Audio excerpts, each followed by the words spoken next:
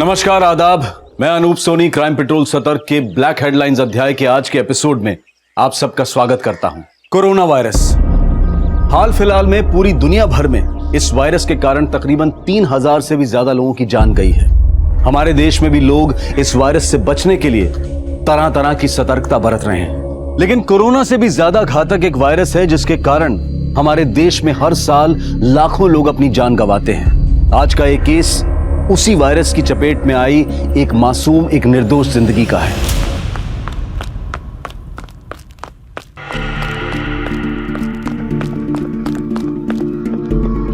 उषा, धीरे दौड़ो, गिर जाओगी। धीरे। क्या होता है संगीता?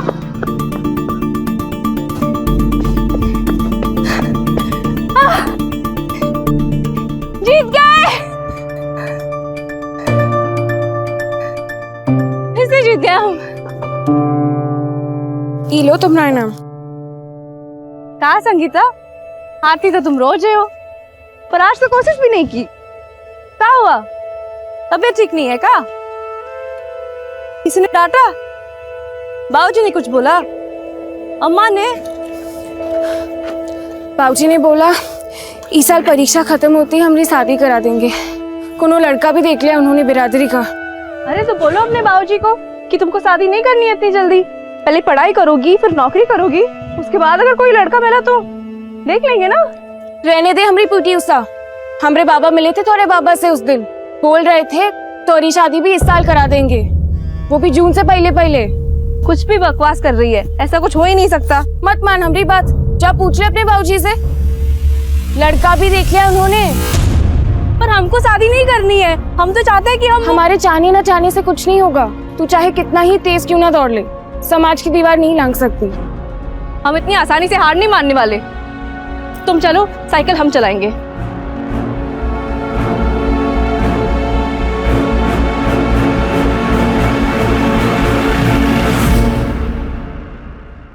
क्या हाल है बंसी? राम राम मालिक। चाय पियोगे? नहीं नहीं मालिक। गोपाल, क्या सुन रहे जी? तुम लोग जानवर का लाश उठाने से मना कर दियो। हड्डियां बूढ़ी हो चुकी है मालिक, वो अपना बोझ तो उठता नहीं है, तो जानवरों का कहाँ से उठाएंगे। और हमारे बच्चे तो ये सब काम करने से साफ मना कर चुके हैं मालिक। बच्चे कुछ ज्यादा समझदार हो गए हैं तुम्हारे। बोझा नहीं उठा सकते, झाड़ू तो उठाओगे, नालियां साफ करोगे ना? हाँ हाँ मालिक। मालिक 30 रुपए में पूरा नहीं पड़ता है।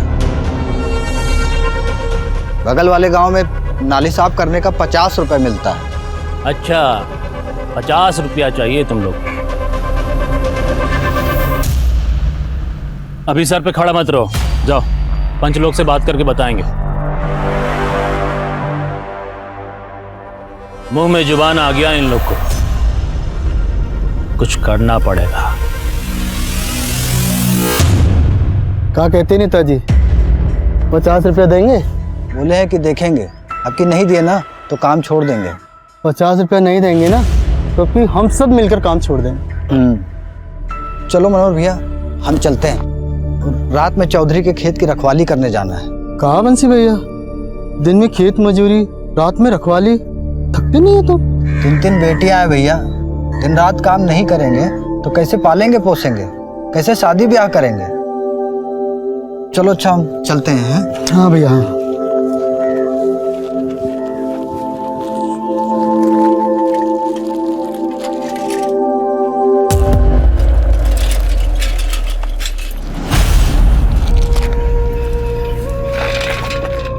संगीता तुम घर जाओ।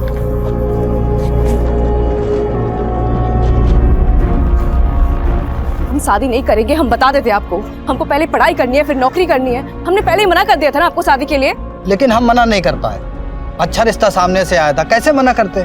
तो अच्छा खासा दहेज भी मांगे होंगे, कहाँ से देंगे इतने दहेज? हाँ, वो हम देख लेंगे। तुम्हारी 2 बहनें और हैं, तुम्हारी शादी हो जाएगी ना तो हमारा बोझ बोझ कम हो जाएगा ना हमारे जाने से। बाबूजी आप फिक्र मत कीजिए, अब से ना ज्यादा बोझ नहीं बनेंगे हम आप पे।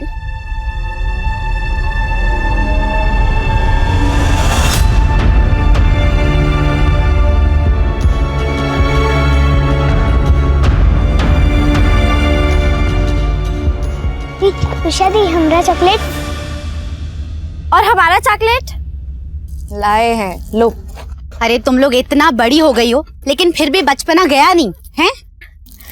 तो थोड़ा तुम भी बच्चा बन जाओ ना माँ। बंसी, ओ बंसी। बाबूजी, बाबूजी, क्या हुआ दादाजी? अरे एक गिलास पानी चाहिए था। बेकार में डरा दिए हमको तो लगा कहीं आप अगर पानी चाहिए था तो पानी पानी चलाना चाहिए ना। आपकी बेटी का नाम काहे चला रहे? मेरी मर्जी। वैसे कोई बताएगा एक गिलास पानी के लिए पूरी मंडली क्यों जमा हो गई यहाँ? अब कोई पानी भी देगा या नहीं? ला रहे हैं।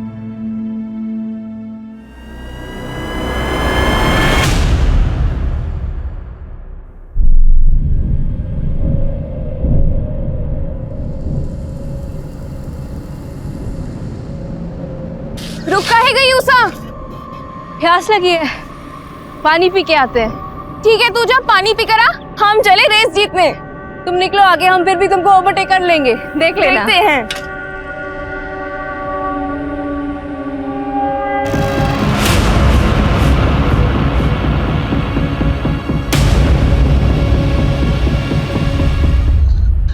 संगीता बेटा, हमको लगा कि उषा तुम्हारे साथ है। गलती हो गई चाचा, हमको लगा उषा को शायद कोई काम आ गया होगा, इसलिए वो रेस छोड़कर निकल गई। अच्छा। हमने तो सोचा ही नहीं कि वो ऐसे घर लौटेगी ही नहीं।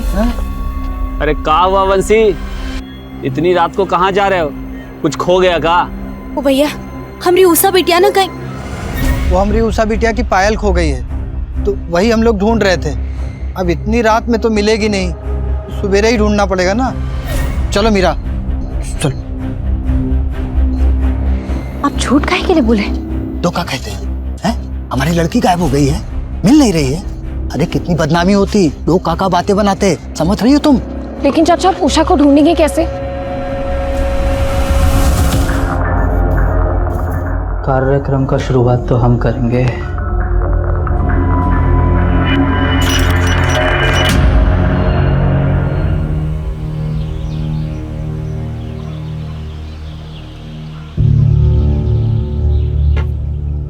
दो दिन हो गया, अब बहुत हो गया। अब हमको पुलिस को बताना होगा उषा के बारे में। लेकिन बाबूजी, जरा सोचिए कितनी बदनामी होगी इन बच्चियों के लिए। तो बंसी, नालियों का कचरा साफ कर करके तेरे दिमाग में भी कचरा भर गया है। तेरी खोखली इज्जत बिटिया की जान से बढ़कर है। तो बैठ, हम जा रहे हैं गांव वालों के साथ थाने। बैठो रही है तू।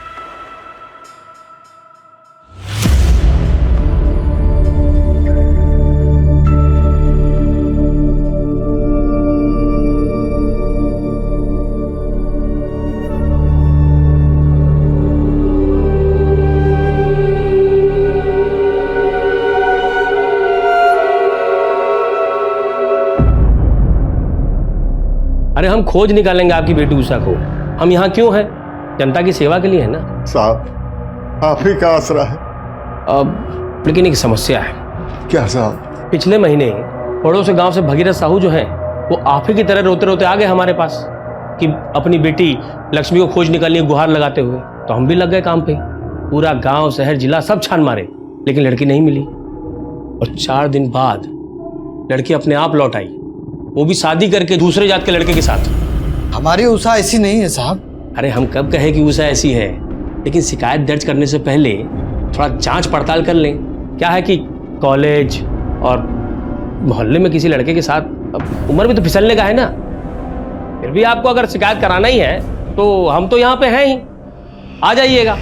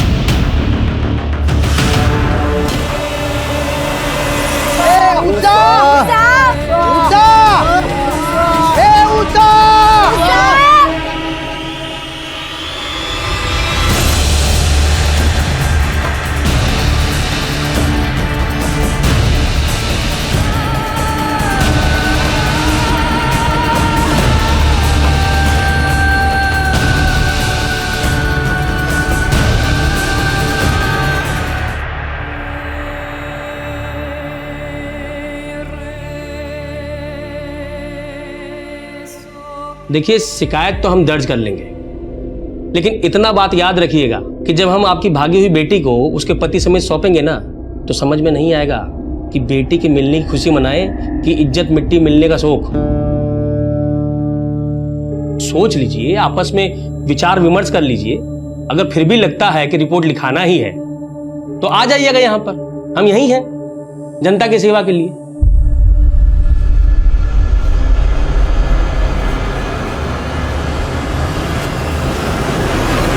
ओ संगीता, अरे संगीता, कहाँ खोई हो? कब से बुला रहे हैं तुम्हें। कुछ नहीं, दिमाग में ऐसे ही कुछ चल रहा था। अच्छा, उषा का कुछ पता चला? नहीं। तुमका क्या लगता है उषा कहाँ हो सकती है? हमको कैसे मालूम होगा? हमसे काहे ऐसे सवाल कर रही है? अरे हम तो बस पूछ रहे हैं। उषा इतनी अच्छी दोस्त है तुम्हारी, उस दिन तुम ही थी उसके साथ। हमको तो लगता है पुलिस ये सब सवाल करेगी। पुलिस? क्या कह रही है तू?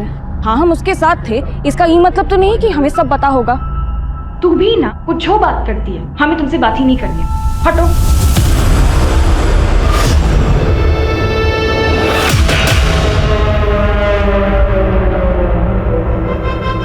बाबूजी, हम संगीता से बार बार पूछे, वो बोली कि उषा की किसी लड़के के साथ दोस्ती थी ही नहीं।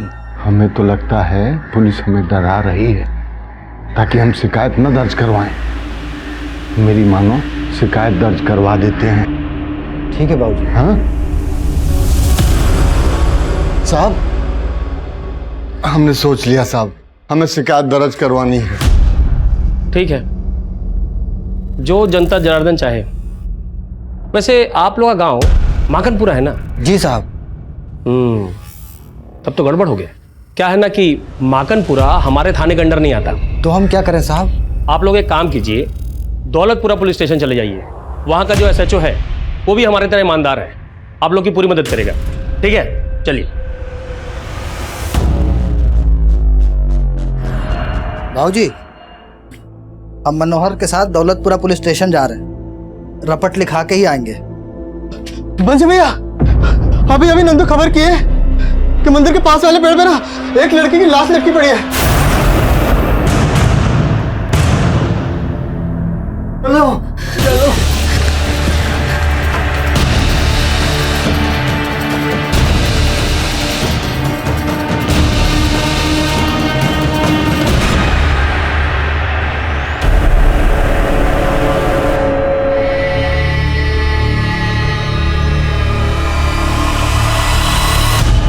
अरे रुक जा। अम्मा! नहीं अम्मा! अरे हमारी पीटी उषा देख, निकाल दिया तुम्हारा काटा। पागल लड़की। खून निकल रहा। हाँ तो हम पोंछ दे रहे हैं अभी। चाचा जी,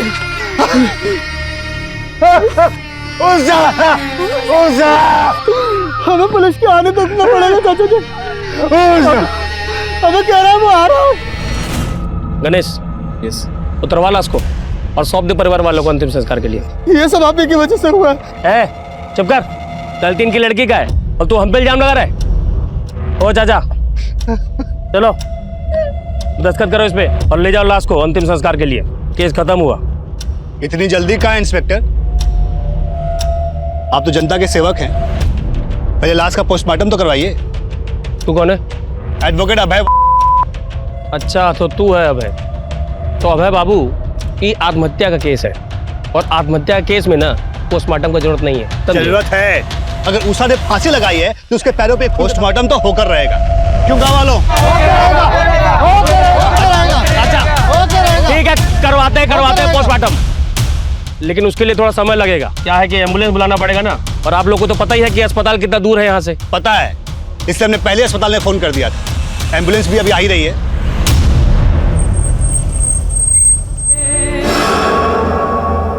गणेश, यस, तू भी जा साथ में। ठीक।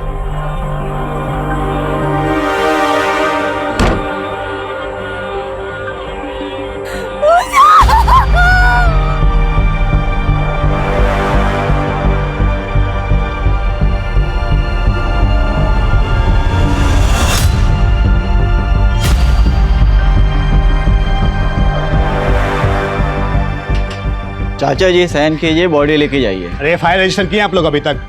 पहले एफआईआर रजिस्टर कीजिए, तब जाके साइन करेंगे ये। कौन बात का है भाई यार? हाँ, पोस्टमार्टम रिपोर्ट में साफ लिखा है कि उषा ने खुद को फांसी लगाया। उषा का बॉडी हम भी देखे हैं, उसका चेहरा पर और बॉडी पर चोट का निशान था, खुदकुशी नहीं की है। दिखाइए पोस्टमार्टम रिपोर्ट। ये पोस्टमार्टम रिपोर्ट कोई पब्लिक प्रॉपर्टी नहीं है जो देखेंगे आप। चलिए जाइए यहाँ से, नहीं वो हल करेंगे कि यहीं भर्ती होना पड़ेगा आपको। तमीज से बात कीजिए इंस्पेक्टर। दिखाइए पोस्टमार्टम रिपोर्ट कहाँ रखा है छुपा के। नहीं दिखाएंगे तो यहीं खड़े हैं, जाते हैं यहीं, दिखाते कैसे आप लोग जाते हैं यहाँ पे।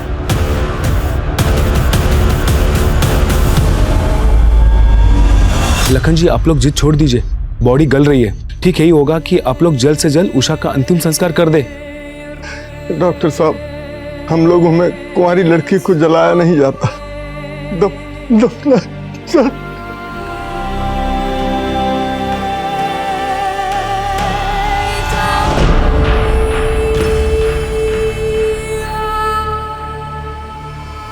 उषा को दफना दिया गया। ऑफिशियली देखा जाए तो उषा का केस क्लोज हो चुका था। पोस्टमार्टम रिपोर्ट कह रही थी कि उषा ने आत्महत्या की थी, लेकिन हकीकत कुछ और ही थी। उषा के साथ न सिर्फ बलात्कार हुआ था, बल्कि उस मासूम ने 4 दिनों तक अमानवीय यातनाएं भी भुगती थी। कौन थे दरिंदे और क्यों हुआ था उषा के साथ इतना भयानक अपराध? इन सारे सवालों के जवाब मिलने अभी बाकी थे, लेकिन सच की एक फितरत होती है कि उसे कितना ही क्यों न दबा दिया जाए, पर आखिरकार वो सतह पर आ ही जाता है। एडवोकेट अभय का वीडियो वायरल होने लगा था। सोशल मीडिया पर जस्टिस फॉर उषा के नाम से एक मुहिम शुरू होने लगी थी और इस मुहिम में बॉलीवुड के सेलिब्रिटीज भी जुड़ने लगे थे। अखबार, टीवी और सोशल मीडिया से इस कदर दबाव बढ़ा कि पुलिस को उषा के केस को फिर से रीओपन करना पड़ा। देखिए, हम ये केस क्राइम ब्रांच को ट्रांसफर कर रहे हैं और साथ ही इंस्पेक्टर दरबारी को इस केस की तहकीकात खत्म होने तक सस्पेंड किया जाता है। सर, किस ऑफिसर को ये केस अलॉट हुआ है? ऑफिसर आदिल खान को। ये वीडियो एविडेंस रिकॉर्ड से वायरल कैसे हुआ? सर, लोकल पुलिस थाने से लीक किया होगा किसी बेवकूफ ने, शायद पैसों के लालच में। उषा एक अच्छी स्टूडेंट थी, एथलीट भी अच्छी थी। 5 दिन बाद उसकी लाश मिली पेट पर लटके हुए। सबसे पहले हमें उषा का पोस्टमार्टम दोबारा करवाना होगा। सर, कम से कम ये तो अच्छा हुआ कि उषा की बॉडी को जलाया नहीं गया, लेकिन बॉडी का पोस्टमार्टम करने के लिए उसे फिर से बाहर निकालना होगा, और इसके लिए हमें परिवार की मंजूरी लेनी होगी। बात करते हैं उसके घर वालों से।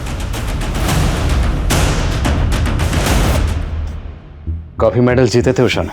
अब इन सब बातों का कोनो फायदा नहीं है साहब, हमें हमारे हाल पे छोड़ दीजिए। लाखन जी, मैं आपकी नाराजगी समझता हूँ। नाराजगी नहीं, गुस्सा है साहब, हमें गुस्सा है। उषा के जीते जी तो आप लोगों ने कुछ किया नहीं, अब उसके मरने के बाद उसकी कब्र खुदवा के काहे उसकी आत्मा को कष्ट पहुंचाना चाहते हैं? जब तक हम पोस्टमार्टम नहीं करवाएंगे, हमें उषा की मौत की असली वजह पता नहीं चलेगी, और जब तक वजह पता नहीं चलेगी, हम इस केस में आगे कैसे बढ़ेंगे? चाचा जी, उषा को इंसाफ दिलवाने के लिए हमें कोशिश तो करनी होगी। ठीक है साहब, हम तैयार हैं। लखन जी, मैं वादा करता हूं इस बार उषा को इंसाफ जरूर मिलेगा।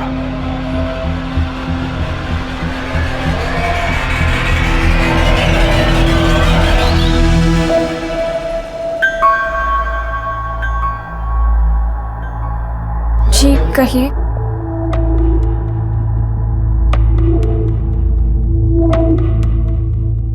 जिस दिन उषा गायब हुई थी, हम उसके साथ थे। क्या होता उस दिन? डरो नहीं, बोलो। उस दिन उषा और हम रेस लगा रहे थे। उषा पानी पीने के लिए रुक गई और हम आगे चले गए। बहुत देर तक जब वो नहीं आई तो हम वापस चले गए। वो वहाँ नहीं थी। पुजारी जी से भी पूछा, उनको भी कुछ पता नहीं था। हमको लगा कि वो घर वापस चली गई होगी, तो हम घर चले आए। तुम्हें किसी पे कोई शक है? उसका कॉलेज में किसी के साथ कोई झगड़ा हुआ हो या कोई एक तरफा प्रेमी? जी नहीं। अच्छा, हमें उषा की माँ ने बताया कि तुम उषा की सबसे पक्की सहेली थी, सच है? तो अगर तुम्हें कुछ भी याद आए या कुछ भी ऐसा है जो तुम हमें बताना चाहो, तो हमें जरूर बताना।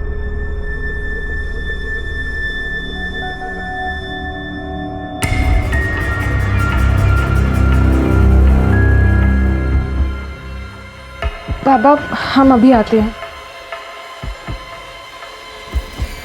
सच सच बताओ, उषा के साथ ये जो कुछ भी हुआ उसमें तुम भी? हम कैसे मान ले तुम्हारी बात? ठीक है, लेकिन कल अगर हमें पता चला कि इस सब में तुम ही शामिल थे ना, तो हम खुद जाके पुलिस को तुम्हारे बारे में बताएंगे।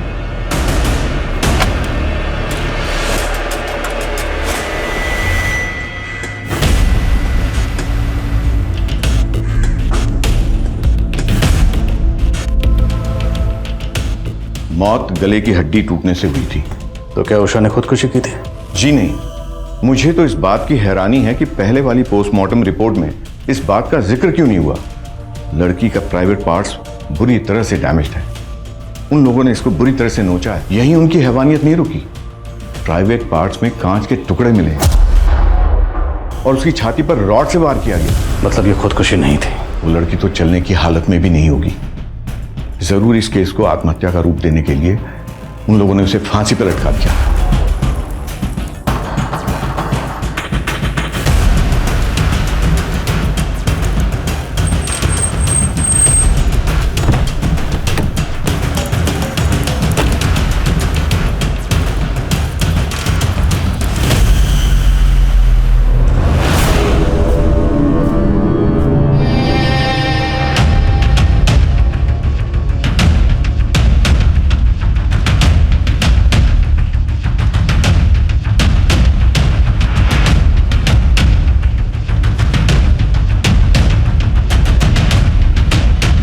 लाश को इतनी ऊंचाई पर ले जाकर टांगा गया।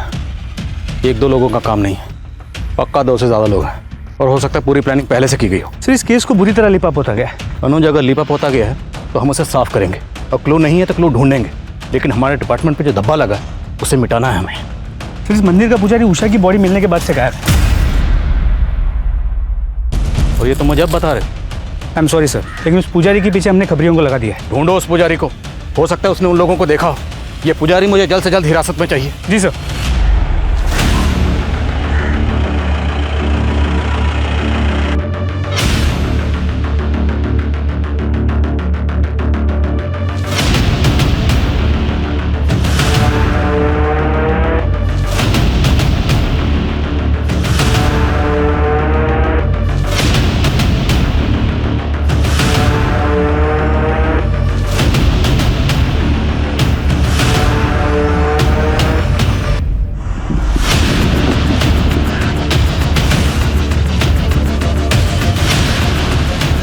कैसा है भाई? सब बढ़िया रे।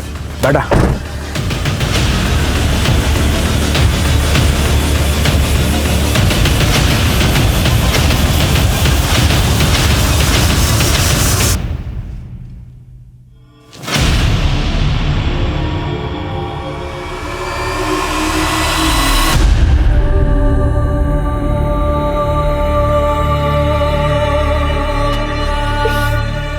कहा दादाजी, काहे इस प्याज के पीछे पड़े हो? अरे हम कहाँ पीछे पड़े हैं, ये प्याज हमारे पीछे पड़ा है। रुला दिया कम बखत ने। कहा बनाना है आपको, हमको बताइए, हम बता सकते हैं। छोड़ो छोड़ो ये सब। अरे हमें अपने लिए नहीं, तुम्हारी माँ को अचानक नानी के पास जाना पड़ा और यहाँ बच्चियाँ भूखी हैं। अरे तो बुला लिए होते ना हमको, हम तो वैसे भी संगीता के घर पे टीवी देख रहे थे। अरे आप बैठिए, पूजा कीजिए। ये पेट पूजा का जिम्मा ना हम पे छोड़ दीजिए, ठीक है? जाओ।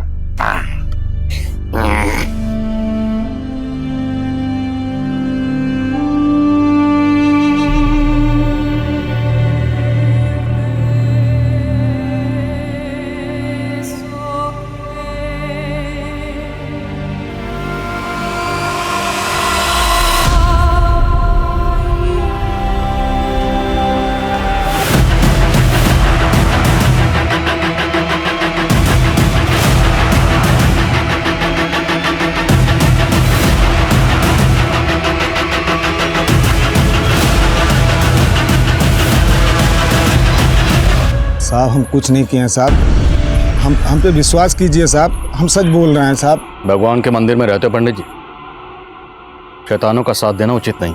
हम सच बोल रहे हैं साहब, हम कुछ नहीं जानते हैं साहब। तो चुप क्यों गए थे, भाग क्यों गए थे? वो उषा की फांसी के बाद जब सारे गांव वालों को पता चली साहब, वो हमसे झगड़ा करने लगे, हमें मारा पीटा और हमारा हाथ तोड़ दिया साहब। साहब वो उषा का फांसी का वीडियो हम ही बनाए थे। अब इस संकट से निकलने का एक ही उपाय है पंडित जी, याद करिए जिस दिन उषा गायब हुई थी, क्या उस दिन कुछ ऐसा हुआ था जो आमतौर पर नहीं होता? कुछ भी अजीब? सोचो। कुछ याद आ रहा है कि अपनी तरह से याद दिलाएं? वो उस यकीन के साथ तो नहीं साहब, लेकिन उस दिन मंदिर के पास आके एक गाड़ी रुकी थी। कौन सी गाड़ी थी, नंबर क्या था? अब नंबर तो नहीं याद है, लेकिन वो सफ़ेद कलर की गाड़ी थी साहब। ये सफ़ेद गाड़ी की कहानी सुना कि पुजारी हमें गुमराह करने की कोशिश तो नहीं कर रहा? मनोज, शक करने का तो बनता नहीं। अगर हम ये मान भी लें कि सारा कांड उस पंडित ने किया, तो पंडित इतना बेवकूफ़ तो होगा नहीं कि पहले रेप करेगा, मर्डर करेगा और फिर मंदिर के बाहर ही उषा की लाश को पेट पर लटका देगा और उसके बाद वीडियो बनाएगा। जी सर, और अगर पुजारी सच कह रहा है तो यही सफ़ेद गाड़ी हमें गुनहगारों तक पहुंचा सकती है। एक काम करो, आसपास के गांव के जितने भी पुलिस स्टेशन है सबसे कांटेक्ट करो, जितने भी हिस्ट्री शीटर इस वक्त बाहर हैं सबको राउंड ऑफ करो।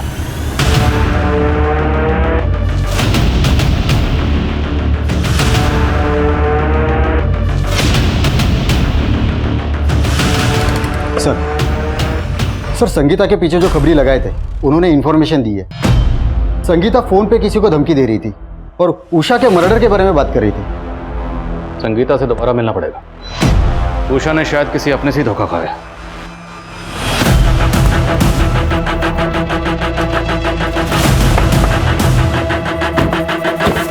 संगीता, हम चाहते तो मैं थाने बुला सकते थे, पर हमने नहीं बुलाया क्योंकि हम नहीं चाहते थे तुम्हें कोई तकलीफ हो, क्योंकि तुम एक स्टूडेंट हो और उषा की सबसे अच्छी दोस्त थी। अब दोस्त थी तो ये भी चाहती होगी कि जिसने भी उषा के साथ गलत किया उसे सज़ा मिलनी चाहिए, चाहती हो ना? तो तुम्हारी मदद के बगैर हम उन्हें सज़ा नहीं दिला सकते। सब उषा का एक फ्रेंड था अशोक, हमरे गांव का ही लड़का है, हमरे साथ ही पढ़ता है। उषा और उसकी बहुत अच्छी बनती थी, है भी वो अच्छा लड़का। तो क्या उषा और अशोक के बीच में कुछ? हमको नहीं लगता, ऐसा कुछ होता तो उषा हमको बता दी होती। मुझे इस अशोक का फ़ोन नंबर और एड्रेस चाहिए। अच्छा, तुमने उस दिन किसी सफ़ेद रंग की गाड़ी को नोटिस किया था? सफ़ेद गाड़ी शायद देखी थी, लेकिन हमने इतना ध्यान नहीं दिया। साहब, उषा सिर्फ हमारी दोस्त थी, इसके अलावा हम दोनों के बीच ऐसा कुछ नहीं था। हमारा ध्यान तो सिर्फ पढ़ाई में ही रहता था। फिर संगीता को ऐसा क्यों लगता है कि उषा के साथ जो कुछ भी हुआ वो सब तूने किया है? क्या संगीता ने आपको ऐसा कहा? वो तो हमें बहुत अच्छे से जानती है, वो ऐसा कह ही नहीं सकती साहब। ठीक है, जा, लेकिन जरूरत पड़ी तो दोबारा बुलाएंगे। हाँ साहब।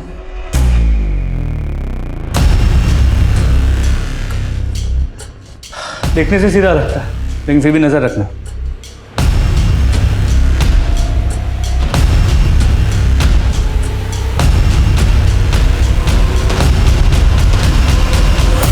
साहब, धोल विहार गांव में देखिए, वहाँ का इलाका काफ़ी सुनसान है। वहाँ सफ़ेद रंग की कार रात को कई बार देखी गई है। साहब, हमने ही नहीं, हमारे अलावा काफ़ी लोगों ने देखी है। धोल विहार? हाँ। कहाँ पे है जगह?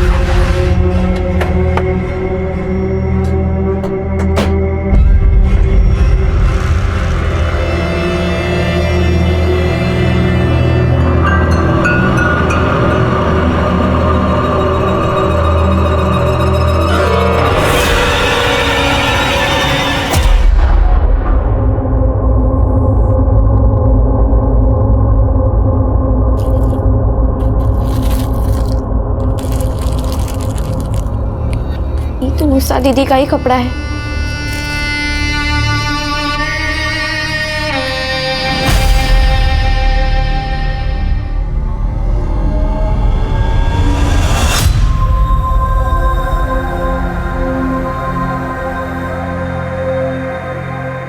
आओ बेटा, आओ दिखा। उषा, तुम कहती थी ना कि चप्पल पहन के दौड़ना बहुत मुश्किल होता है। देखो हम तुम्हारे लिए क्या लेके आए हैं। ये कहाँ से मिला आपको बाबूजी? अरे छोड़ ना, तू पहन। इसको पहन के ऐसा रहेगा जैसे कि हम उड़ने वाले हैं। इसीलिए तो तुम्हारा नाम उषा रखे हैं, पीटी उषा के नाम पे। जब तुम मैदान में दौड़ोगी ना तो सब लोग चिल्लाएंगे, उषा उषा उषा उषा उषा उषा। ये हमारी उषा का ही जूता है। सर, एक लोकल पॉलिटिशियन है, त्रिलोक राजपूत। ये बंसी और उसके बिरादरी के लोगों से चिढ़ा हुआ था क्योंकि ये लोग दिहाड़ी बढ़ाने की मांग कर रहे थे। बुलाओ इसे थाने। सर, तुम यहाँ क्या कर रहे हो? तुम्हारा सस्पेंशन तो अभी खत्म नहीं हुआ। खान साहब, हम गलत नहीं हैं। हम माकनपुर के हवा पानी मिजाज से अच्छी तरह वाकिफ हैं। ये गांव वालों को तो ऐसे ही चलता रहता है। अब आप सोच लीजिए कि अगर केस सॉल्व नहीं कर पाए ना तो बहुत जगह सही होगा। तुम मेरी फिक्र छोड़ो, अपनी फिक्र करो। एक बार सबूत मिल गया ना तो सबकी हवा पानी टाइट कर दूंगा। सदियों पुराना बात कर रहे हैं आप इंस्पेक्टर। वो मामला कब का हवा हो चुका है। हम खुद पंचों से मिलके बंसी और उसके साथियों का मजदूरी कब का बढ़वा दिए हैं। फिर भी बात चुभी तो होगी आपको। कल तक जो लोग आपके सामने नजरें झुकाकर चलते थे अब सीना तान कर चल रहे हैं। बुरा तो लगता होगा।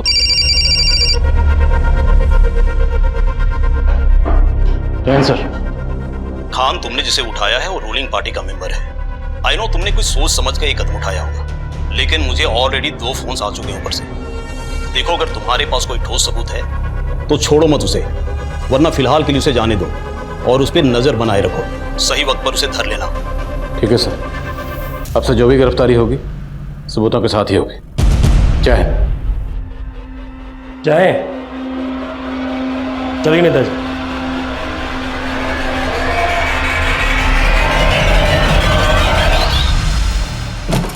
हमें अपनी तहकीकात का तरीका बदलना होगा। उषा जहां से गायब हुई, जहां पर उषा को रखा गया और फिर फाइनली जहां पर उषा की लाश मिली, ये सारी जगह एक दूसरे के आसपास है। सर, इससे इतना साफ हो जाता है कि वो लोग गांव के चप्पे चप्पे से वाकिफ हैं। बिल्कुल। जिसने भी ये कांड किया या तो इसी गांव के या फिर आसपास के गांव के। उषा के गायब होने से लेकर उषा की लाश मिलने तक जितने भी लोग इस गांव को छोड़कर गए सबकी लिस्ट बनाओ। और अगर कोई गांव के बाहर पैसा भेज रहा है और जरा सा भी शक है, उठाओ उसे। ये लोकल नेता त्रिलोक और हमारे डिपार्टमेंट के होनहार इंस्पेक्टर दरबारी, सब पर नजर रखो। सर।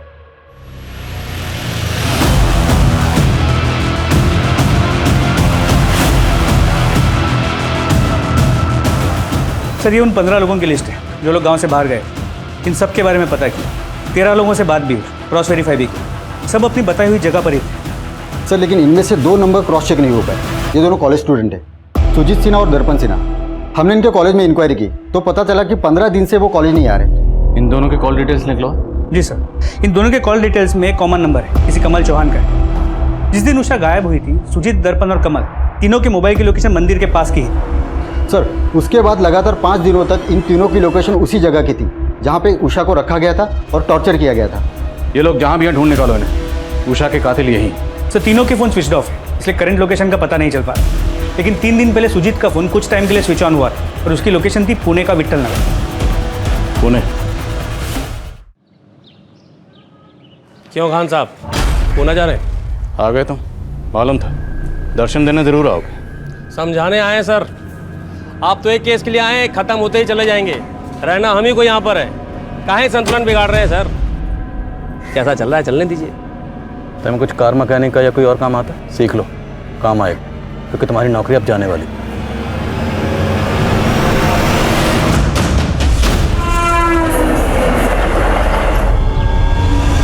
सर, सुजीत की लोकेशन इसी एरिया की है, विट्ठल नगर।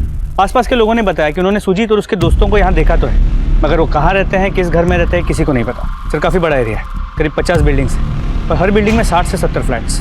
चूहे को उसके बिल से बाहर निकालने के लिए रोटी का टुकड़ा डालना पड़ता है।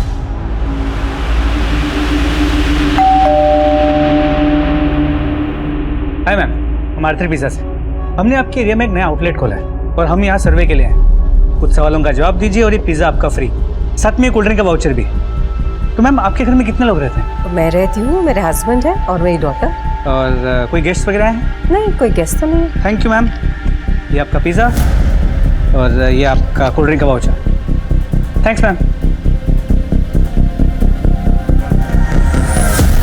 Sir, room number 409 negative.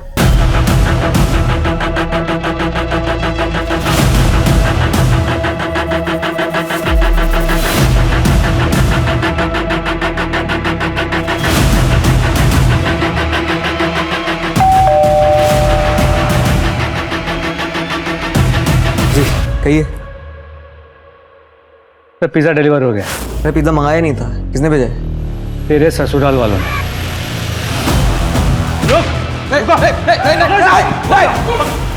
नीचे बंदूक नीचे, बंदूक नीचे, बंदूक नीचे। देख तू मरेगा, तेरे साथ दोनों दोस्त भी मरेंगे। कमल गोली मत चला कमल। बंदूक रख दे नीचे, गोली मत चलाइए। ला दे, इसे हम सराहने के नीचे लेकर सोते हैं। चल। उषा को इतनी बेरहमी से टॉर्चर क्यों किया? क्या दुश्मनी थी तुम तीनों की उषा से? 3 नहीं सर, 4 लोग थे। चौथा कौन? अशोक।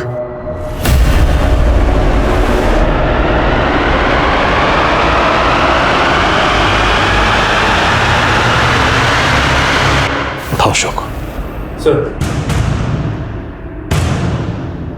इतनी हैवानियत, आखिर क्या बिगाड़ा था उस मासूम ने तुम लोगों का? उषा को पहली बार तब देखा था जब कॉलेज की दौड़ में हिस्सा ले रही थी। दौड़ तो वो जमीन पे रही थी, पर बिजली हमारे दिलों में दौड़ गई। उषा जैसी कोई थी नहीं दूसरी गांव में, चढ़ गई हमारी नजरों में। लेकिन यह अशोक को उससे प्यार हो गया। मान ही नहीं रहा था, बहुत मुश्किल से समझाया और फिर बनाया प्लान, क्योंकि हम जानते थे उषा कब और कहाँ होती है।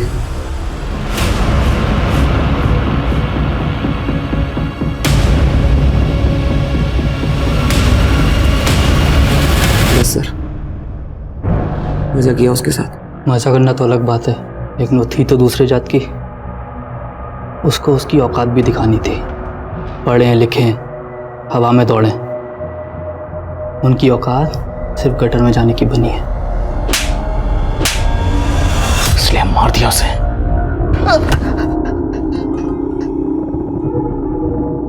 उषा तुझे अपना अच्छा दोस्त मानती थी, अच्छी दोस्ती निभाई तूने। साहब गलती हो गई साहब। जिंदगी भर जेल में सड़ोगे, वादा है मेरा। अगर हमें एक समाज, एक देश के रूप में वाकई विकसित होना है, तो ये बेहद जरूरी है कि समाज के हर तबके को बराबर के मौके मिले, बराबर की सहूलतें मिले, तभी पूरे देश का विकास मुमकिन है। फिलहाल सभी अपराधी न्यायिक हिरासत में हैं। उन पर आईपीसी की धारा 363 के तहत अपहरण के लिए, धारा 376 डी के तहत गैंगरेप के लिए, धारा 302 के तहत हत्या के लिए और SC/ST एट्रोसिटीज एक्ट के तहत मुकदमा चल रहा है।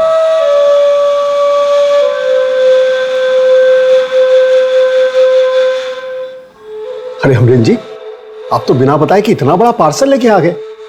लाने की पहले एक बार पूछ तो लिया होता, हमें जरूरत है भी या नहीं। श्याम जी, जय सिर्फ ड्राइवर ही नहीं, घर के सारे काम भी जानता है। सोचा आपको और वाणी को थोड़ी सी हेल्प हो जाएगी। नहीं नहीं, हमारे पास टेम्पररी हेल्प ऑलरेडी है। और फिर हमारे औरंगाबाद शहर में एक फुल टाइम नौकर, उसका पगार आप समझ रहे हैं ना। और फिर ये रहेगा कहाँ? सच पूछे तो आजकल के जमाने में एक फुल टाइम नौकर घर में रखना है खतरे से खाली नहीं है। श्याम जी, आपको कुछ देने की जरूरत नहीं है, मैं सब मैनेज कर लूंगा। इसके रहने का इंतजाम भी मैं कर दूंगा। आप बस आज ही से इसे घर के सारे काम समझा दीजिए। देख लो।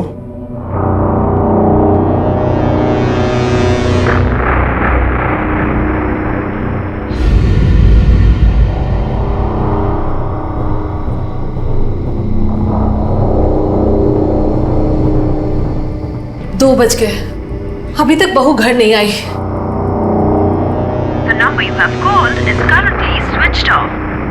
दोनों का फोन भी बंद आ रहा है। किसकी परमिशन से गई थी? मुझसे तो पूछा नहीं। तो मुझसे भी कहाँ पूछा उसने? कहाँ जा सकती है वो? क्या हुआ?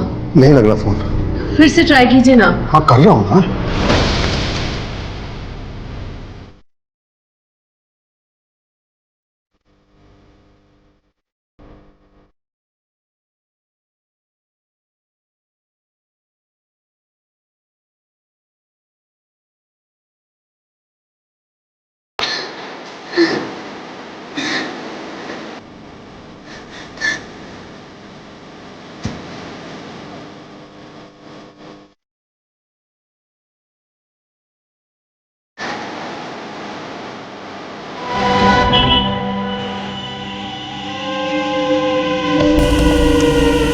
कुछ लोग मेरे पीछे पड़े हैं, प्लीज मेरी मदद कीजिए। प्लीज मुझे पुलिस स्टेशन ले चलिए।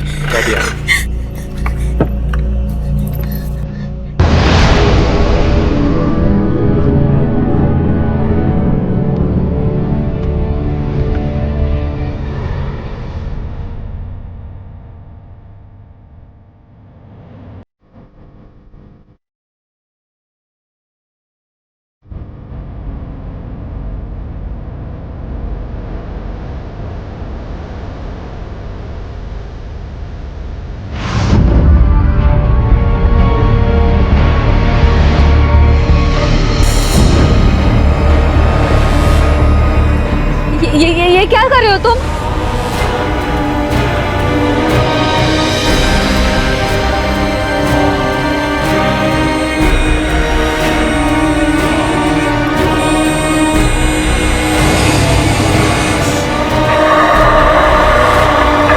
नमस्कार, आदाब। मैं अनूप सोनी क्राइम पेट्रोल सतर्क के ब्लैक हेडलाइंस अध्याय के आज के एपिसोड में आप सबका स्वागत करता हूं। आज हम एक ऐसा केस दिखाने जा रहे हैं जो 2020 का एक ऐसा चौंका देने वाला केस था जिसने ना सिर्फ पुलिस को बल्कि सरकार को भी हिलाकर रख दिया। हर इंसान अपने आप में एक दुनिया लेकर चलता है। उसके कुछ सपने होते हैं, कुछ मान्यताएं होती हैं, वो कुछ करना चाहता है। ऐसे में उसे समाज के बंधनों और रूढ़िवादी सोच के साथ बांध देना कितना सही है? क्या वाकई में लोग समाज के हिसाब से जीते हैं या फिर एक दोहरी जिंदगी लेकर घूमते हैं सिर्फ ये साबित करने के लिए कि वो सही में समाज की लक्ष्मण रेखा के भीतर हैं?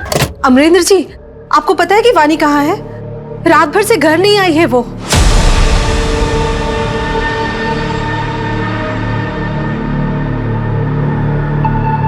The number you have called is currently switched off.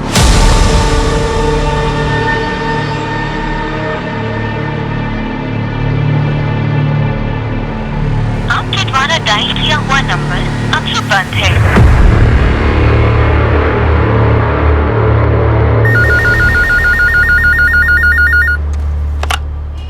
Hello,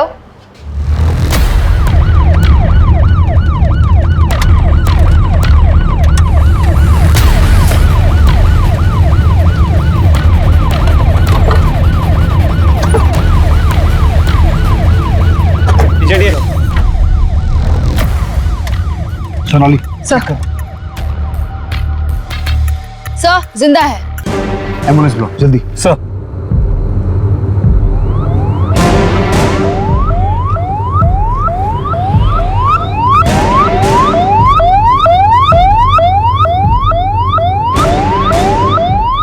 काफी ब्रूटल रेप केस लगता है।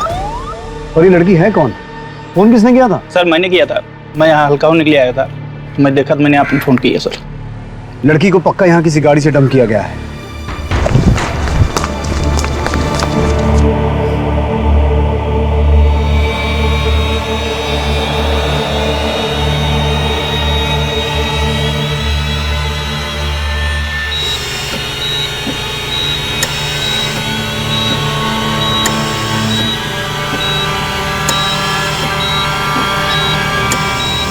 Sister, injection.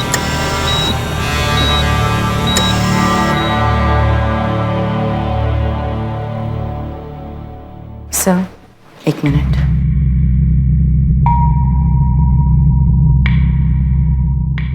देखिए, फैमिली के लिए ये सब सुन पाना मुश्किल होगा। हमें 4 लोगों के सीमेंस के ट्रेसेस मिले हैं और प्राइवेट पार्ट में कांच के टुकड़े भी मिले हैं, जिसकी वजह से काफ़ी ब्लीडिंग हुई है। सामूहिक बलात्कार का केस है। हाथ की हड्डी टूटी है और बैकबोन भी इंजर्ड है। हम अपनी पूरी कोशिश कर रहे हैं। गैंगरेप? किसने किया? कौन है वो लोग? बलात्कार? जी मैं समझ सकता हूँ कि आप लोग अभी कठिन समय से गुजर रहे हैं, लेकिन जिन जानवरों ने वाणी के साथ ये सब किया है उनका पकड़ा जाना बहुत जरूरी है। इसलिए वाणी कब और क्यों गई थी, कहाँ गई थी, जितनी जल्दी आप ये इन्फॉर्मेशन हमारे साथ शेयर कर सकते हैं उतनी जल्दी हम अपनी छानबीन शुरू कर सकते हैं। जी मैं करण चंदक, मैं एक इन्वेस्टमेंट कंसल्टेंट हूँ। हमारी एक फर्म है चंदक्स इन्वेस्टमेंट के नाम से। जाने से पहले उसने ना मम्मी ना पापा, इनफैक्ट मेरी भी परमिशन नहीं ली। परमिशन? जी, अपनी परमिशन के बिना मैं उसे कहीं नहीं जाने देता था। ऐसा क्यों? तुम्हारी पत्नी थी। देखा ना सर आपने, मेरी परमिशन के बिना गई, क्या हालत हुई उसकी। वो कहाँ गई आपको पता नहीं, ये कैसे पॉसिबल है? और वो जब भी आपकी परमिशन से घर से बाहर निकलती थी जाती कैसे थी? गाड़ी से, वो भी ड्राइवर के साथ। जयेश वो भी गया था साथ में, उसका भी फोन नहीं लग रहा है। जयेश ड्राइवर है लेकिन घर का काम नहीं करता है। अमरन जी ने जबरदस्त हमारे मत्थे मार दिया था उसे। इतने महीनों से आप क्या काम कर रहा है?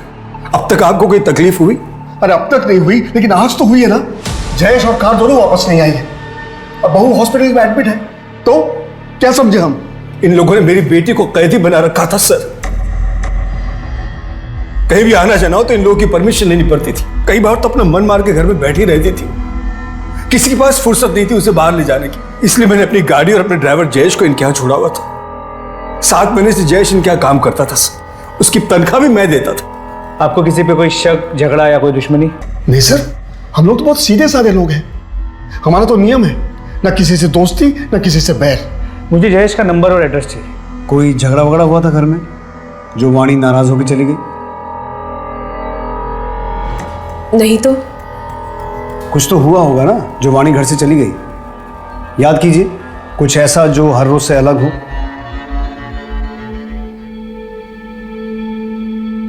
करण तुम फ्रेश हो जाओ, मैं खाना लगाती हूँ। जयेश ये अंदर रख दो और फिर बाहर आकर प्लेट लगाने में मदद करो। ठीक है।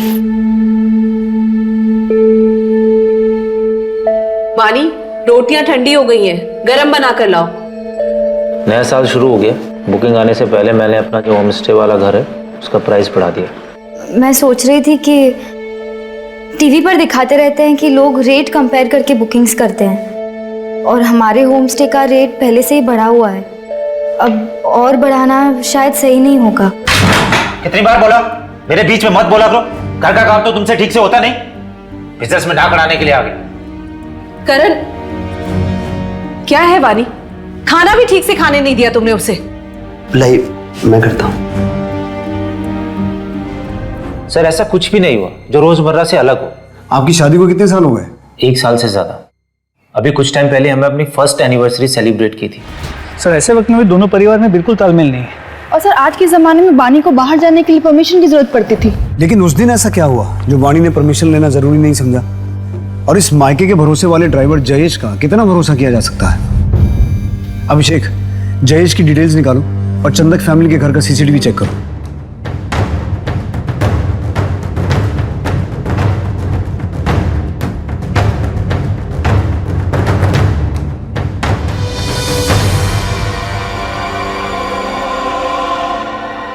सब कुछ तो नॉर्मल दिख रहा है, फिर हुआ क्या होगा? हेलो सर, जिस गाड़ी में जयेश और वानी गायब हुए थे वो गाड़ी सुंदरवाड़ी में एक सुनसान जगह पर खड़ी है। मैं अभी आपको लाइव लोकेशन सेंड करता हूँ।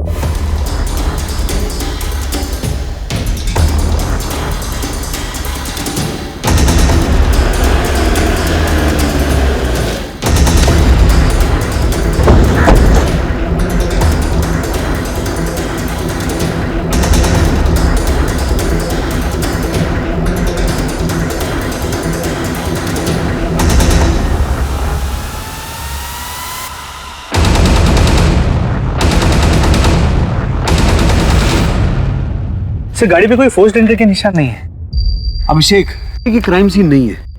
वाणी जहां हमें मिली थी वो जगह यहाँ से 60 किलोमीटर दूर है। मुझे लगता है वाणी को यहाँ से किडनैप करके किसी दूसरी गाड़ी में ले जाया गया होगा। सर ये एक फ़ोन मिला है, लास्ट डायल किसी क्लॉडिया का है। हो सकता है ये फ़ोन वानी का हो।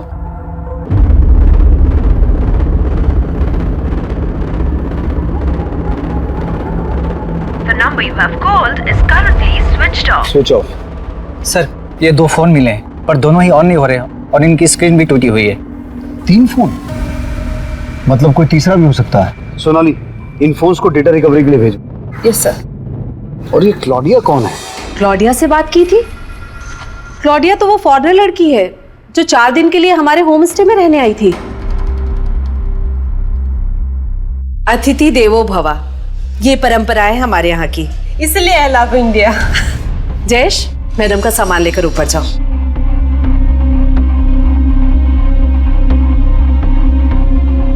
जयेश जी। सुना नहीं, मैडम का सामान लेकर ऊपर जाओ। हाँ माँ जी, मैं लेके जाता हूँ। आइए।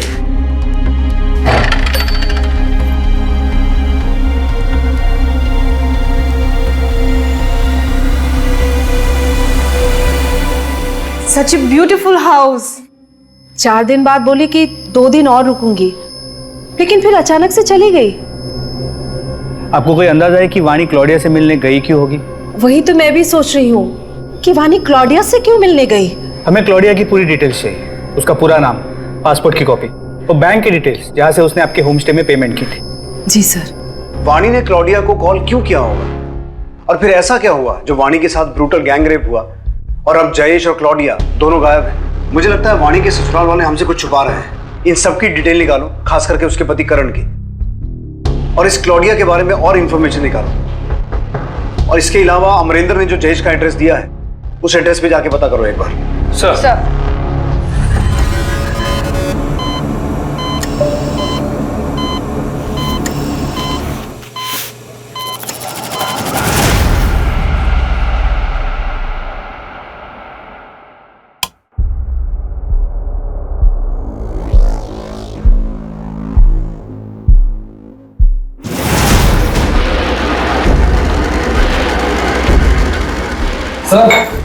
बोतल।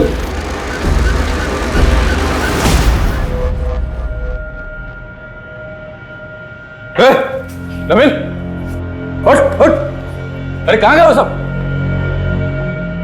किशोर, किशोर, उठ उठ उठ। क्या हुआ तुम लोगों को? कहाँ गए वो सब? भाई वो तो भाग गए। भाग गए? अब मैं क्या जवाब दूंगा? कैसे भागे? हैं? मेरा करने का मन हुआ तो मैंने हाथ पैर और मुंह खोल दिए थे। कब भागे वो? कब भागे? भाई वो अभी थोड़ी देर पहले। अरे यार खड़े क्या? चल चल, छुटते निकल चल। सर, जो 2 फोन हमें मिले थे उसकी डेटा रिकवरी हो गई है सर। उसमें से एक फोन क्लॉडिया का था और दूसरा जयेश का। मतलब ये बात तो कंफर्म हो गई कि उस दिन जयेश और वाणी के साथ कार में क्लॉडिया भी थी। सर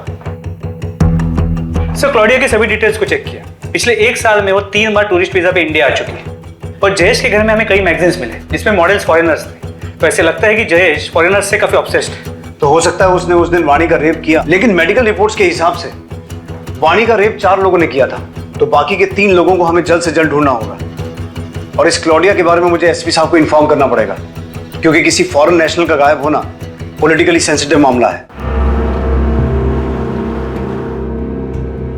जय हिंद सर। जय हिंद सर, वाणी रेप केस में डेवलपमेंट हुई है।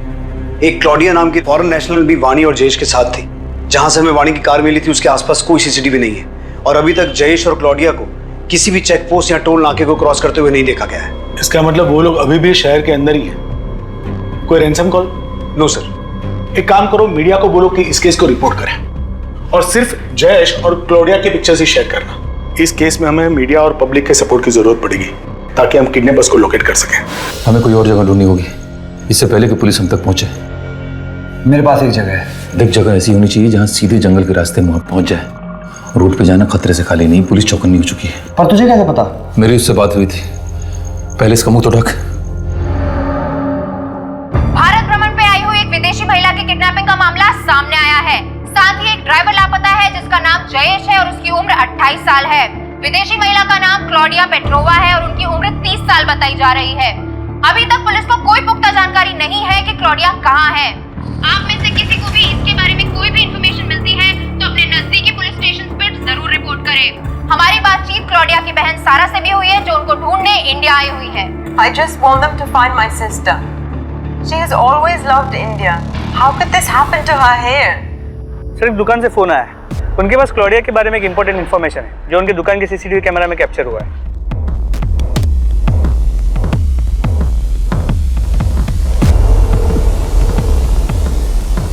सर ये थे वो 2 लड़के। फिर आगे क्या हुआ? ऐसे क्या देख रही है? पूरा पैसा दूंगा ना, वो भी डॉलर में।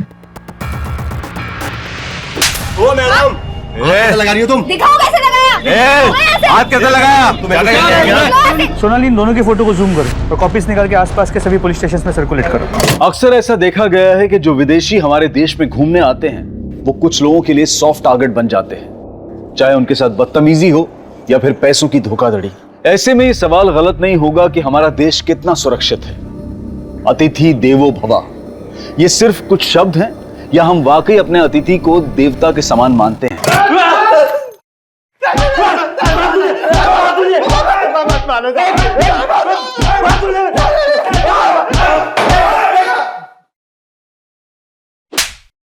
लड़की का रेट पूछेगा तू? सिर्फ मजाक किया था सर। लड़की की इज्जत मजाक है तुम्हारे लिए? तुम जैसे लोगों की वजह से लड़कियां सेफ नहीं है सड़क पर। विदेशी महिलाएं 10 बार सोचती हैं इंडिया आने से पहले। अब सब कुछ साफ साफ बताओगे या हम अपने तरीके से पूछें?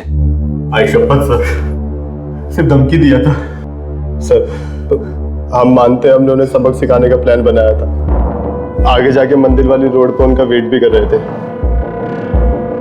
हम लोगों ने वहां उनका 1 घंटे इंतजार किया पर वो लोग नहीं आए। फिर हम एक पार्टी में जाना था तो हम वहां चले गए।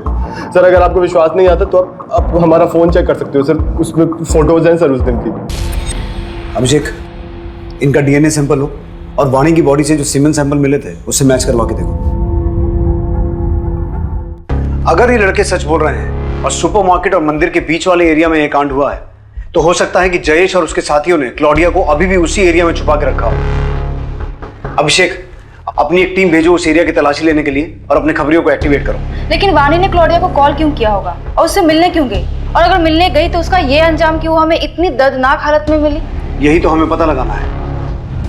अब क्या जवाब देंगे? इससे मिलिए। ये है हमारी बहू जिसके साथ 4 लोगों ने बलात्कार किया है। गायत्री, वो एक हादसा था। समाज हादसा नहीं मानता है। थूकेंगे लोग हम पर अगर उन्हें कुछ भी पता चला तो। जब भी उसे देखता हूं ना तो अलग अलग लोगों के चेहरे याद आते हैं। खिनाती है मुझे इसे छूने में।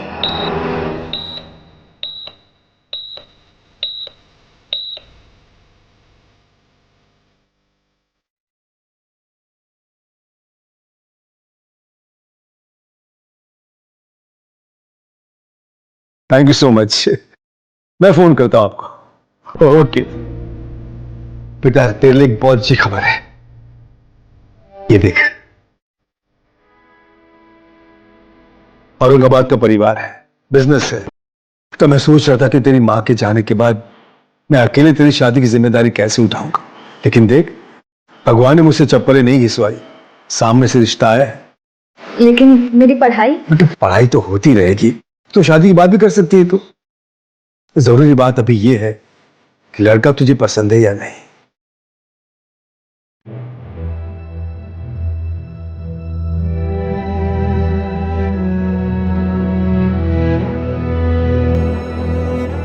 आप लोगों में से कोई हॉस्पिटल नहीं आया।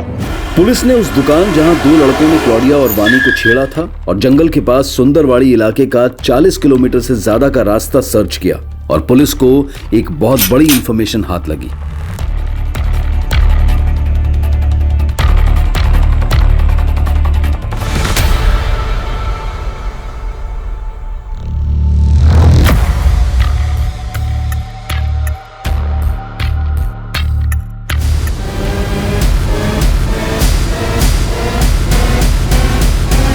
जो भी मुजरिम है उसे जल्दी पकड़ा जाएगा और क्लाउडिया को भी हम जल्दी ढूंढ लेंगे।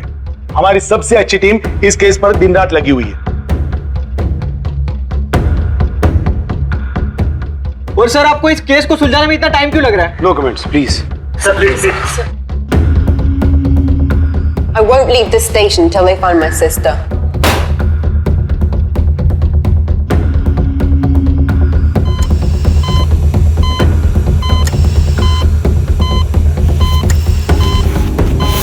मेरी बहन अब तक नहीं मिली, क्या करें आप लोग?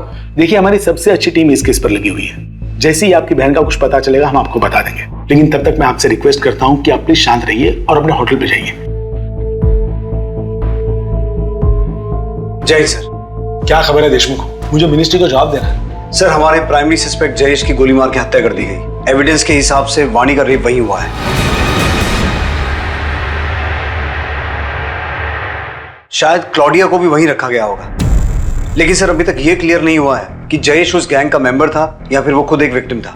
वाणी की मेडिकल रिपोर्ट में 4 रेपिस्ट का जिक्र है ना? जी सर, जयेश की डीएनए रिपोर्ट से क्लियर हो जाएगा कि वो रेप में शामिल था या नहीं। हम मान लेते हैं कि जयेश उनमें से ही एक था। फिर भी 3 लोग अभी भी ऐसे हैं जो अभी बाहर हैं और वो बहुत खतरनाक है और उनके पास हथियार भी है और बेहद चालाक भी है, क्योंकि उन्होंने किडनैपिंग पॉइंट से वाणी को 60 किलोमीटर दूर फेंका। लेकिन सर, अगर वो वाणी को इतनी दूर तक लेके गए तो किसी कार, टेम्पो या किसी व्हीकल का इस्तेमाल तो हुआ होगा। ये एक सीधी सड़क है, कोई डाइवर्जन नहीं है। वहां पे कोई ना कोई सीसीटीवी कैमरा होगा। उस दिन की सीसीटीवी फुटेज निकलवाओ, उस पूरे एरिया की अच्छे से छानबीन करो, जितनी पुलिस फोर्स चाहिए ले जाओ। हमारे पास वक्त बहुत कम है, क्लाउडिया के ऊपर खतरा बढ़ते जा रहा है। अभिषेक, ये केस तो और उलझता जा रहा है। पॉसिबल है कि ये किडनैपिंग वाणी की वजह से की गई हो, क्योंकि उसके ससुराल और मायके वाले दोनों के पास बहुत पैसा है। लेकिन क्लॉडिया की वजह से ये एक रैंडम किडनैपिंग भी हो सकती है। हो सकता है किसी ने इसे प्लान किया हो, क्योंकि अभी तक रैंसम का कोई कॉल नहीं आया है। तो पॉसिबल है कि क्लॉडिया को ह्यूमन ट्रैफिकिंग के लिए किडनैप किया गया हो। चलिए, पॉसिबल तो है। तो एक काम करो अभिषेक, अपनी सर्च टीम के साथ उस जंगल के आसपास के एरिया को एक बार फिर से सर्च करो।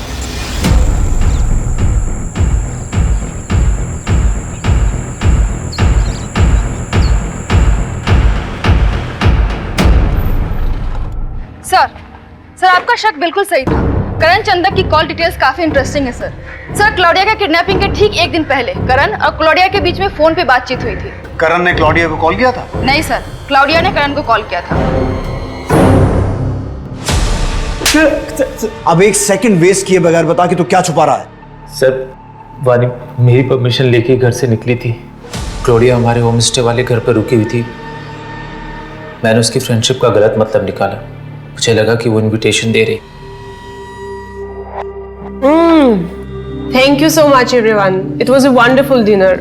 आप लोगों को मेरे डिश में आना चाहिए, मुझे लगता है आप लोगों को पसंद आएगा। I am sure Karan you will enjoy it. आप लोगों को मेरे डिश में आना चाहिए, मुझे लगता है आप लोगों को पसंद आएगा। I am sure Karan you will enjoy it.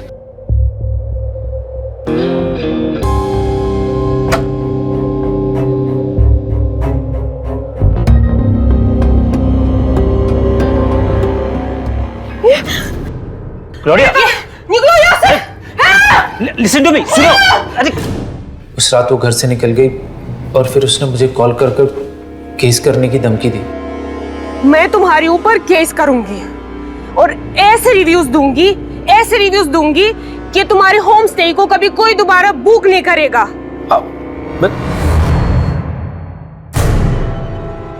बहुत बड़ी गड़बड़ हो गई वानी, तुम्हें मेरी मदद करनी पड़ेगी।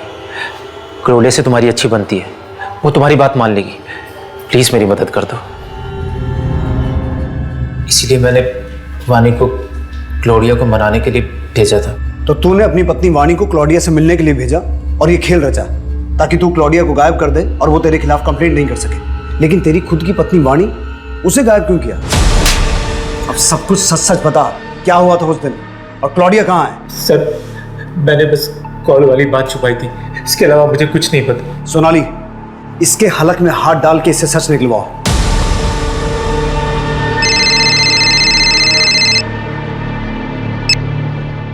हेलो, सुन, 2 दिन के अंदर 50 लाख रुपए का इंतजाम कर लेना, वरना तेरी सफेद मुर्गी के गर्दन काट दूंगा मैं। अरे कौन बोल रहे हो तुम? अब मुझे क्यों कॉल कर रहे हो? मैं क्यों दूं पैसे? मुझे कुछ नहीं पता। तेरी बहू तो हमारे हाथ से निकल गई और ये गोरी मेहमान तो तेरी ही है ना। देख, मुझे बस पैसे चाहिए। अरे पर मैं क्यों दूं क्लॉडिया के लिए पैसे? सरकार से मांगू तुम? मैं तुझसे मांग रहा हूँ। सरकार से तुझे मांगना है तो तू मांग ले। देख, मुझे कुछ नहीं पता, मैं दोबारा फोन करूंगा। हेलो, सुनो। क्लॉडिया को छुड़ाने के लिए फिरौती का कॉल आपको? वो क्लॉडिया लगती कौन है हमारी? अब तो हमारे गेस्ट भी नहीं रही। अगर रहती भी ना सर, तो भी मैं पैसे नहीं देता। अरे सर, ये क्लॉडिया के लिए पैसे तो सरकार ने देने चाहिए ना। आप लोग कुछ कीजिए सर, मैं तो फंस गया हूं सर इसमें। वो नंबर दीजिए जहां से कॉल आया था। जी, नोट करो। 444-7856। ठीक है श्याम जी, आप जाइए, हम देखते हैं। जी सर, थैंक यू। सर, आपको क्या लगता है ये जो कह रहे हैं वो सच कह रहे हैं? एक काम करो, इस शाम का नंबर सर्विलेंस पे डालो और पता करो इसे फिरौती का कॉल कौन से एरिया से किया गया था और ये नंबर किसके नाम पर रजिस्टर्ड है। Yes sir.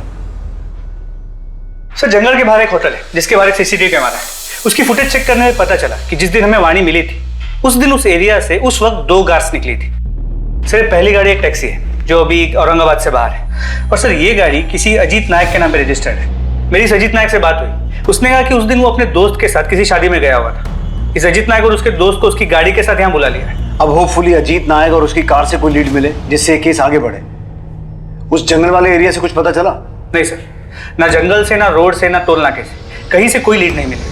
पर ऐसा कैसे पॉसिबल है?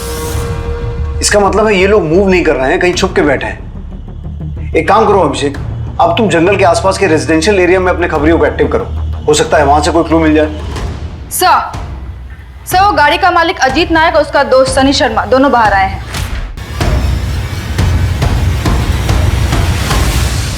क्या हुआ सर? हमें क्यों बुलाया?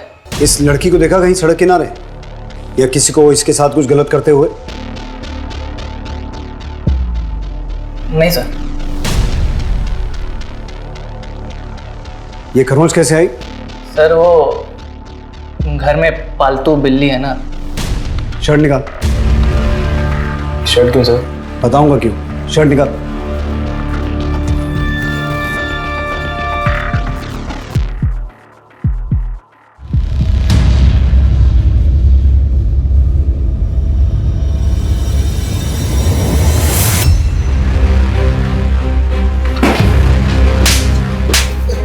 बोल। सर बताता हूँ, मारो बताता हूँ सर। सर हम लोग एक शादी में गए थे, हमने वहाँ बहुत पी ली थी सर।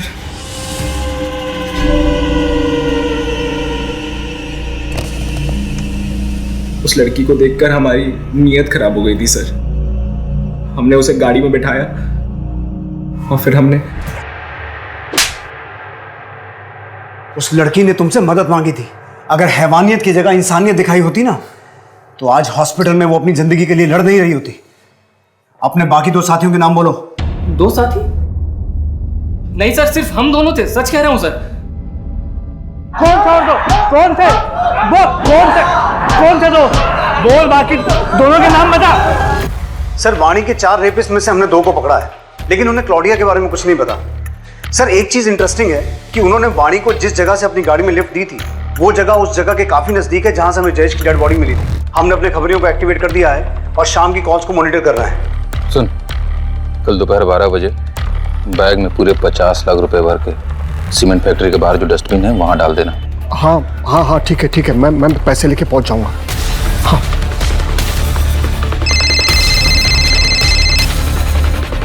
हेलो सर, अभी मुझे फिर से फिरौती के लिए कॉल आया था और मैंने बिल्कुल वैसे ही किया जैसा आपने कहा था। सर अब तो आपको यकीन हो गया ना? अब तो मेरे बेटे करण को छोड़ दीजिए।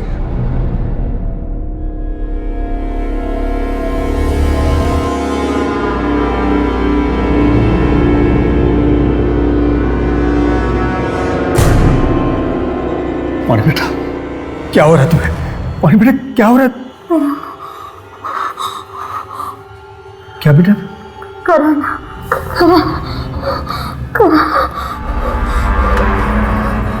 कितना चिल्लाती है तू?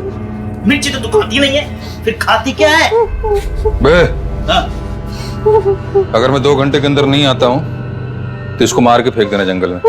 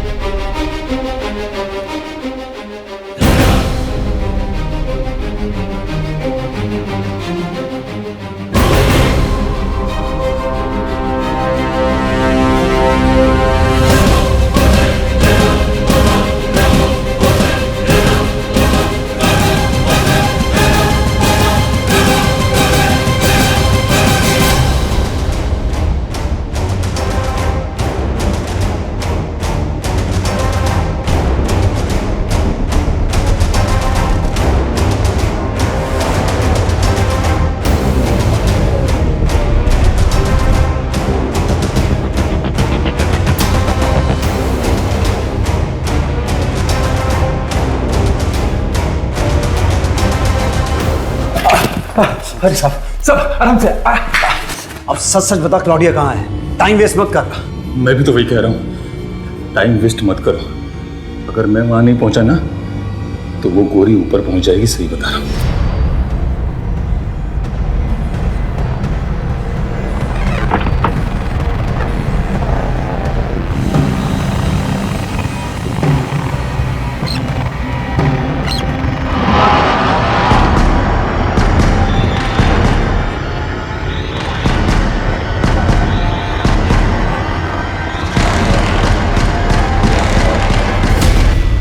अबे इतना टाइम हो गया रमेश को, देखने फोन लगा कि कहाँ रह गया वो।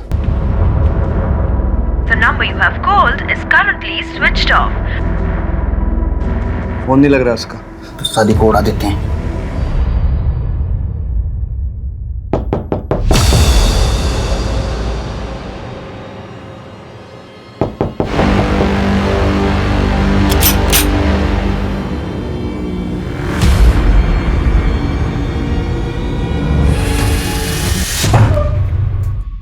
क्लॉडिया, मैं तुम्हारी तकलीफ समझ सकता हूं, लेकिन उस दिन हुआ क्या था?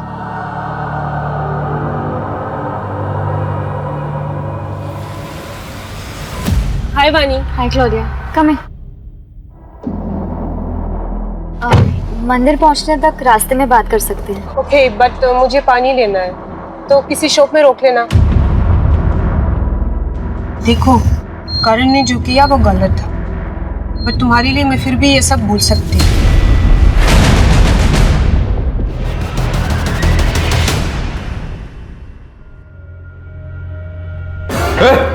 नमिल, उठ उठ, उठ उठ उठ। क्या हुआ तुम लोगों को? भाई वो तो भाग गए। अरे यहाँ खड़े क्या? चल चल, ढूंढते निकल चल। मुझे नहीं पता कि वानी किस तरफ भाग रही थी। मैं और जयेश हम बस भागे रहे थे। रमेश, अब तेरा खेल खत्म। बता तेरा मास्टरमाइंड कौन है?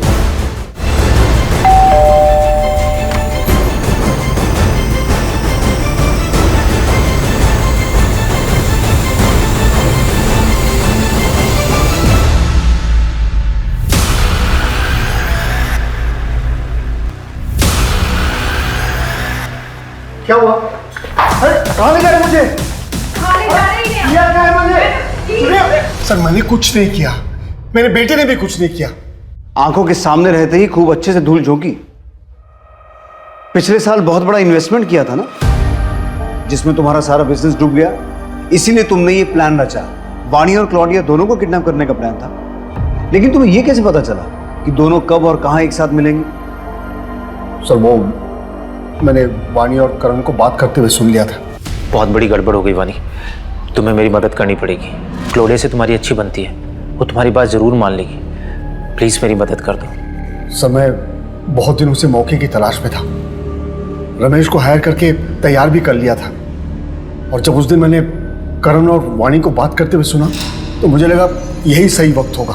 क्लॉडिया और वाणी एक साथ होंगे, तो इसलिए ये पता ही नहीं चलेगा कि किडनैपिंग किसकी वजह से हुई है। लेकिन उसके पहले ही वाणी का रेप हो गया और वो वहां से भाग गई और सब कुछ गड़बड़ हो गया। लेकिन वो रमेश, वो मेरा पीछा ही नहीं छोड़ रहा था। क्या हाल क्या वाणी का? रेप क्यों किया उसका? अरे हो गई हमारे बंदों से गलती, अभी क्या गोली मार दूं उनको?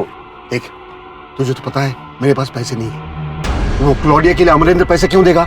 अगर मुझे पैसे नहीं मिले तो मैं जाके पुलिस स्टेशन में सीधे बोल दूंगा कि सारा प्लान तेरा था। वो मुझे फंसाना दे, इसलिए मैं भी ड्रामा करता रहा ताकि वो मुझे ब्लैकमेल न कर पाए।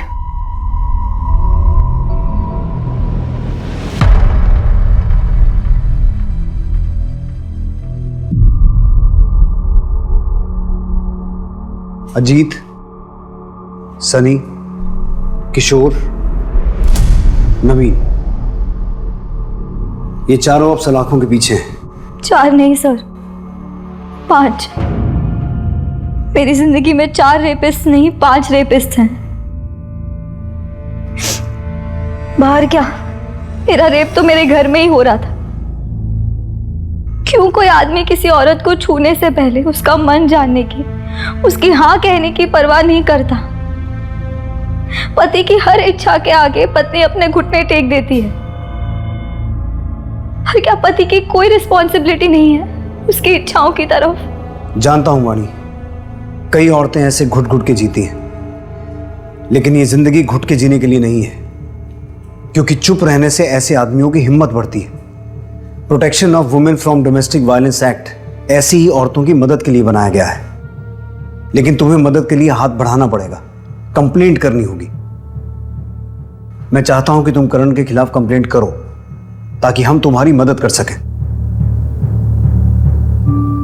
एक औरत जब एक रेप विक्टिम होती है तो वो ना सिर्फ फिजिकली बल्कि मेंटली भी ट्रॉमा से गुजरती है, और ये ट्रॉमा जिंदगी भर के लिए एक दाग दे जाता है। ऐसे में हम अपनों से सपोर्ट की उम्मीद करते हैं, लेकिन वानी जिसे अपना आसरा समझ रही थी वो उसे एक अछूत की तरह से देख रहा था। कुछ लोग समाज में अपनी इमेज बनाने के लिए क्या क्या झूठ नहीं बोलते और फिर उसी झूठ की वजह से जाने अनजाने में कई जुर्म भी कर बैठते हैं। अगर श्याम अपनी झूठी शान का नाटक ना करके अपने हालात को एक्सेप्ट करता तो एक परिवार यूं ना बिखरता, वानी की जिंदगी ऐसे बर्बाद ना होती और विदेश से आए मेहमानों के साथ ऐसा बुरा एक्सपीरियंस ना होता।